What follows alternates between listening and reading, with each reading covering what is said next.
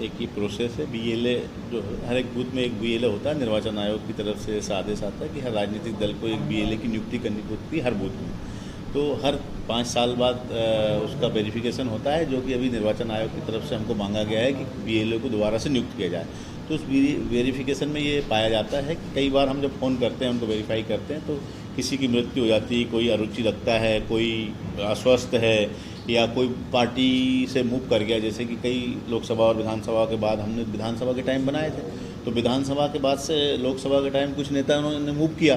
तो जब मूव किया तो नेताओं के साथ, क्योंकि वो एक कार्यकर्ता होता है बीएलए, तो वो भी उसके साथ चला जाता। तो वेरिफिकेशन जब किया हमने, तो उसमें पाया गया कि वो कुछ लोग मूव कर गए, भाजपा में चले गए।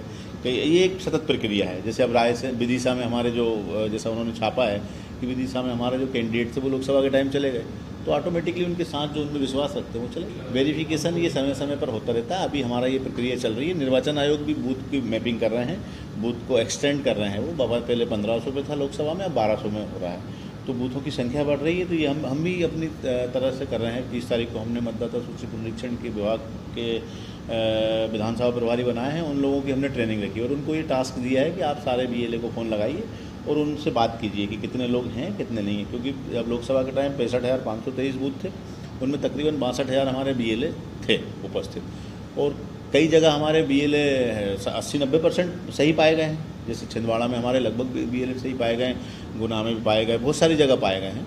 और कई जगह ये देखिए, कांग्रेस पार्टी एक तरफ वोट चोरी का झूठा प्रोपोगेंडा करती है, और जब जमीन पर निर्वाचन आयोग द्वारा कांग्रेस से बीएलए की सूची मांगी जाती है कि मतदाता सूचियों के पुनरीक्षण में उनके बीएलए भागीदारी करें, तो पता चलता है कि कांग्रेस के हजारों बीएलए हैं ही नहीं। तो ऐसी पार्टी जिसके पास जमीन पर बीएलए नहीं, कार्यकर्ता नहीं, वो केवल और केवल नकारा राजनीति करते हैं, झूठ फरेब करके प्रचार प्रसार पाना चाहते हैं। जीतू पटवारी के नेतृत्व में कांग्रेस पार्टी का संगठन पूरी तरह समाप्त हो गया है। ना नेता है, ना नियत है, ना कार्यकर्ता है, और अब तो बीएलए तक नहीं है। तो ऐसी पार्टी मध्य प्रदेश में पूरी तरह समापन की ओर है।